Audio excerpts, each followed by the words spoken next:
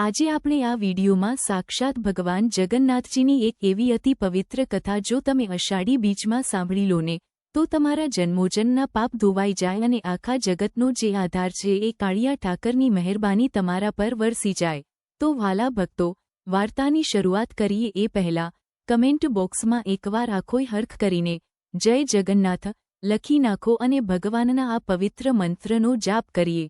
નીલાચલ નિવાસાય નિત્યાય પરમાત્મને બલભદ્ર સુભદ્રાભ્યામ જગન્નાથાય તે નમઃ। કથા વાર્તાની શરૂઆત થાય છે છેક ત્રેતાયુગથી।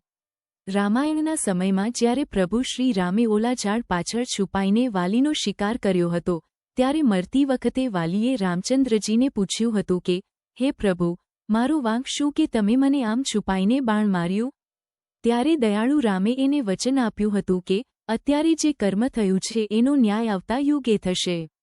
જ્યારે દ્વાપર યુગમાં હું કૃષ્ણ અવતાર લઈશ ત્યારે તું જરા નામનો શિકારી બનીને આવીશ અને મારા આ જમણા પગમાં તીર મારીને તારું વેર પૂરું કરીશ।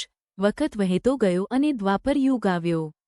મહાભારતના યુદ્ધ પછી જ્યારે ગાંધારીના શ્રાપથી આખોય યદુવંશ આથમી ગયો ત્યારે કનૈયો એકદમ શાંત થઈને પ્રભાસ ક્ષેત્રના જંગલમાં આપણા સોમનાથ નજીક ચાલ્યા ગયા। ત્યાં એક પીપળાના ઝાડ નીચે પ્રભુ પગ પર પગ ચડાવીને પોઢ્યા હતા। ભગવાનના ચરણ કમળ જેવા લાલચોળ અને એકદમ કોમળ હતા, જે સવારના તડકામાં ચમકતા હતા। એ જ વખતે ઓલો વાલી, જે આ જન્મમાં જરા નામનો પારધી બન્યો હતો, તે શિકાર ગોતતો ગોતતો ત્યાં આવ્યો। ઝાડીઓ પાછળથી એને કાનિક લાલ અને ચમકતું દેખાયું। એને એમ લાગ્યું કે કોઈ હરણ બેઠું છે અને એની આંખ ચમકે છે। જરાય સહેજ પણ વિચાર્યા વગર ઝેરી તીર કમાન પર ચડાવ્યું અને સટાક કરતું છોડી દીધું। તે તીર સીધું જઈને વ્હાલા કાનુડાના પગના તળિયામાં ખૂંપી ગયું। તીર મારીને જ્યારે શિકારી રાજી થતો થતો દોડ્યો, પણ નજીક જઈને જેવું જોયું કે એના હોશ ઉડી ગયા।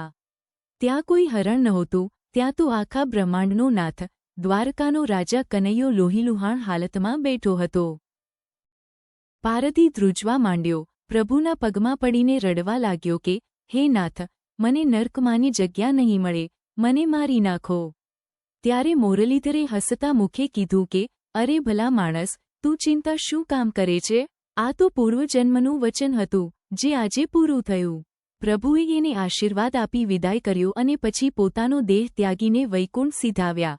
જ્યારે હસ્તિનાપુરમાં પાંડવોને ખબર પડી કે કૃષ્ણ ભગવાન હવે નથી રહ્યા, ત્યારે અર્જુન અને પાંડવો રથ દોડાવતા પ્રભાસ પાટણ દોડી આવ્યા। પોતાના સખાના દેહને જોઈને અર્જુન તો ધ્રુસકે રડી પડ્યો। ભારે હૈયે સમુદ્ર કિનારે પ્રભુની ચિતા ખડકવામાં આવી। અગ્નિદેવે પ્રભુના પંચભૂતના શરીરને ભસ્મ કરી દીધું।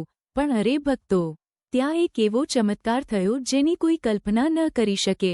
ભગવાનનું આખું શરીર બળીને રાખ થઈ ગયું, પણ એમનું હૃદય, જેને શાસ્ત્રોમાં બ્રહ્મ પદાર્થ કહેવાય છે, એ અગ્નિની પ્રચંડ જ્વાળાઓમાં પણ સળગ્યું નહીં। એ તો લોહી માંસના લોચા જેવું ધબકતું જ રહ્યું। પાંડવો સમજી ગયા કે આ કોઈ સામાન્ય વસ્તુ નથી। જો આ કળિયુગના માણસોના હાથમાં આવશે તો અનર્થ થશે। એટલે એ લોકોએ એ પવિત્ર હૃદયને લાકડાના એક મોટા કટકામાં સુરક્ષિત મૂકી દીધું, રેશમી કાપડથી બાંધ્યું અને દરિયાના પાણીમાં વહાવી દીધું। સદીઓ સુધી એ લાકડું સમુદ્રના મોજા સાથે તરતું છેક ઓડિશાના પુરીના કાંઠે આવી પહોંચ્યું। એ જમાનામાં માલવા દેશમાં રાજા ઇન્દ્રદ્યુમન રાજ કરતા હતા, જે ભગવાન વિષ્ણુના પરમ ભક્ત હતા। રાજાની ભક્તિ જોઈને પ્રભુએ એમને સપનામાં દર્શન દીધા અને કીધું કે હે રાજન, તું પુરીના દરિયાકાંઠે જા, ત્યાં તને સુગંધિત લાકડાનો મોટો ટુકડો તણાતો મળશે, જેની અંદર મારું હૃદય છે। એ લાકડું લાવીને એમાંથી મારી મૂર્તિ બનાવ। બીજી સવારે રાજા તો લશ્કર લઈને દોડ્યા દરિયાકાંઠે। સાચે જ ત્યાં અદ્ભુત સુગંધવાળો લાકડાનો મોટો ભારો તરતો હતો। રાજાએ આદરપૂર્વક એને હાથીઓ અને સેવકોની મદદથી બહાર કઢાવ્યો અને મહેલમાં લાવ્યા। ચીણી મારે મૂર્તિ બનાવવાની ઘણી ઓજારોના કટકા થઈ જાય, વિદેશના મોટા કારીગરો આવે। રાજા ચિંતામાં પડી ગયા અને અન્નજળનો ત્યાગ કરીને ભગવાનને ભજવા બેસી ગયા। ત્યારે રાજાની વારે સાક્ષાત દેવોના શિલ્પી ભગવાન વિશ્વકર્મા આવ્યા। તેમણે એક ઘરડા, અશક્ત કડિયાનું રૂપ લીધું અને દરબારમાં આવીને કીધું કે મહારાજ, હું આમાંથી મૂર્તિ બનાવી આપીશ, પણ મારી એક શરત છે। હું એક રૂમમાં એકલો પુરાઈને મૂર્તિ ઘડીશ। 21 દિવસ સુધી કોઈએ એ રૂમનો દરવાજો ખોલવાનો નથી કે અંદર ડોકિયું કરવાનું નથી.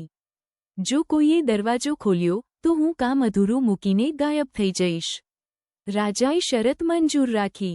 રાજા ઇન્દ્રદ્યુમ્ને હા પાડી એટલે ઓલા ઘરડા શિલ્પી ભગવાનનું હૃદય અને પેલો દિવ્ય લાકડાનો કટકો લઈને મહેલના એક બહુ મોટા રૂમમાં વયા ગયા. અંદરથી રૂમના જાડા અને મજબૂત કપાટ બંધ કરી દીધા. બહાર રાજાએ લોખંડ જેવા સૈનિકોનો એવો કડક પહેરો ગોઠવી દીધો ને બાપા કે પવનની લહેરથી સિવાય કોઈ અંદર ડોકિયું ન કરી શકે. મૂર્તિઓ ઘડવાનું પવિત્ર કામ ચાલુ થઈ ગયું. શરૂઆતના પહેલી 14 દિવસ તો મહેલનું વાતાવરણ એવું ભક્તિમય રહ્યું ને કે વાત પૂછોમાં. બંધ રૂમની અંદરથી આખો દી હથોડીના ટંકારા, છીણીનો મીઠો અવાજ અને રાજા તો આ અવાજ સાંભળીને મનોમન રાજી રેડ થઈ જતા કે હાશ, પ્રભુનું રૂપ બહુ હેતાળું બની રહ્યું છે. આખા નગરમાં એક જ હર્ખ હતો કે ક્યારે 21 દિવસ પૂરા થાય ને ક્યારે કાળિયા ઠાકરના મુકડાના દર્શન થાય. પણ વિધાતાના લેખક કંઈક જુદા જ હતા ભાઈઓ. જોતજોતામાં 14 દિવસ વયા ગયા અને 15મા દિવસની સવાર પડી. એ દાડે અચાનક એક અજુગતી ઘટના ઘટી. દરરોજ જે ઓરડામાંથી ટકટક અવાજ આવતો હતો ત્યાં આજે એકદમ મસાણ જેવી શાંતિ છવાઈ ગઈ. સવારમાંથી બપોર થવા આવી પણ અંદરથી એક નાનો સરખો અવાજ ના આવ્યો. એ જ ટાણે રાજાના પટરાણી માતા ગુંડીચા ત્યાંથી નીકળ્યા. એમણે દરવાજે કાન માંડ્યો પણ અંદર તો સાવ સુનકાર. રાણીનું હૈયું ધ્રુજી ગયું. એમના મનમાં એમ થયું કે ઓલો કારીગર તો સાવ ઘરડો અને નબળો હતો. એણે 14 દિવસથી અન્નનો દાણોય નથી લીધો કે પાણીનું ટીપું નથી પીધું. ક્યાં કે ભૂખ્યો તરસ્યો અંદર જ ગુજરી તો નથી ગયો ને. રાણી તો વ્યાકુળ થઈને સીધા રાજાની કચેરીમાં દોડ્યા અને બોલ્યા, હે નાથ, મારો જીવ ગભરાય છે. ઓલા રૂમમાંથી આજે કાંઈ અવાજ નથી આવતો. જો એ ઘરડો માણસ આપણા મહેલમાં ભૂખ્યો તરસ્યો મરી જશે તો આપણને કળિયુગમાં બ્રહ્મહત્યાનું ભયંકર પાપ લાગશે. આપણું આખું કુળ લાજી મરશે. એટલે વચનની ચિંતા છોડો અને પ્રભુ ખાતર હમણાં જ દરવાજો તોડાવો. રાજા તો ધર્મસંકટમાં મુકાઈ ગયા. એક બાજુ શિલ્પીને આપેલું વચન હતું અને બીજી બાજુ રાણીની જીવ બચાવવાની જીદ. રાજાએ બહુ સમજાયા કે દેવી, જો વચન તૂટશે તો કમઠાણ થશે. પણ રાણી તો રડવા માંડ્યા કે માણસના જીવથી મોટું કોઈ વચન ના હોય. આખરે મંત્રીઓની સલાહ માનીને રાજાને વચન તોડવું પડ્યું. ધ્રુજતા પગે રાજા દરવાજે આવ્યા અને સૈનિકોને હુકમ કર્યો, ખોલો દરવાજો. જેવો સૈનિકોએ દરવાજો ખોલ્યો, આખો રૂમ એક દિવ્ય સુગંધથી મહેકી ઉઠ્યો. પણ અંદર જોયું તો બધાના હોશ ઉડી ગયા. રૂમમાં કોઈ માણસ જ નહોતો. બારીઓ અંદરથી બંધ હતી છતાં ઓલો ઘરડો શિલ્પી ગાયબ હતો. રાજા સમજી ગયા કે એ બીજું કોઈ નહીં અને રૂમની વચ્ચોવચ નજર પડી તો ત્યાં વિશ્વકર્મા અદ્ભુત પણ જે વચન તૂટતા જ અંતર ધ્યાન થઈ ગયા ભગવાન જગન્નાથ, બીજા ભાઈ બલરામ અને ત્રીજી બહેન સુભદ્રાજી. 21 દિવસનું કામ 14 દિવસમાં અટકી ગયું એટલે મૂર્તિઓ માત્ર ધડ વગરની અને અડધી હતી. ભગવાન જગન્નાથ અને બલભદ્રના હાથ અડધા હતા. આંગળીઓ કે પંજા નહોતા બન્યા. પગ પણ નહોતા. આંખો મોટી મોટી અને ગોળ હતી પણ નાક કાન પૂરા કંડારાયા નહોતા. અને સુભદ્રાજીના તો હાથ પણ નહોતા બન્યા. આ જોઈને રાજા ઇન્દ્રદ્યુમ્નનું હૈયું ફાટી ગયું. એ માથું કૂટીને જમીન પર બેસી ગયા અને રોવા માંડ્યા, હાય હાય, આ મેં શું કાળો કેર વર્તાવ્યો. મારી અધીરાઈના લીધે જગતના નાથની મૂર્તિઓ અધૂરી રહી ગઈ.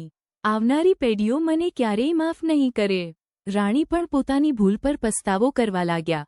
રાજા જ્યારે દુઃખમાં પોતાનો જીવ આપવાનું વિચારતા હતા, બરાબર ત્યારે જ ઓરડામાં સાક્ષાત ભગવાન વિષ્ણુની ગંભીર અને મધુર આકાશવાણી ગાજી ઉઠી, હે રાજન, તું જરાય ગભરાઈશમાં. આમાં તારો કોઈ વાંક નથી.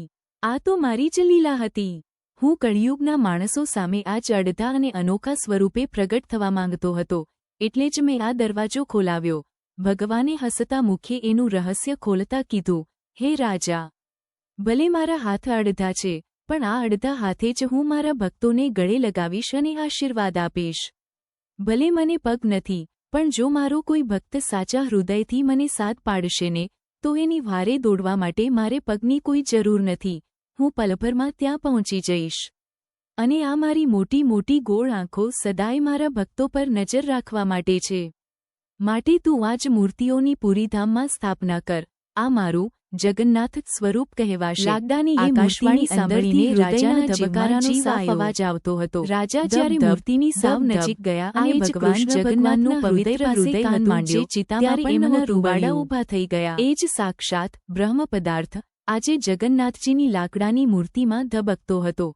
ત્યારબાદ રાજાએ પુરીના સમુદ્ર કિનારે એક અતિ ભવ્ય અને આકાશને આંબે એવું મંદિર બનાવડાવ્યું. શંખનાદ અને વેદમંત્રો સાથે ત્રણેય મૂર્તિઓની સ્થાપના કરી. ભગવાને રાણી ગુંડીચાની ભક્તિ